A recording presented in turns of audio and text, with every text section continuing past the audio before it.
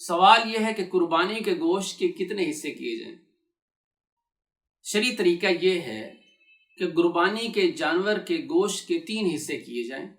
ایک حصہ اپنی ذاتی استعمال کے لیے رکھا جائے، دوسرا حصہ اپنے رشتہ داروں کو دیا جائے، اور تیسرا حصہ غرباء فقراء میں تقسیم کیے جائے۔ اور باقی کتنے دن تک قربانی کا گوشت رکھا جا سکتا ہے؟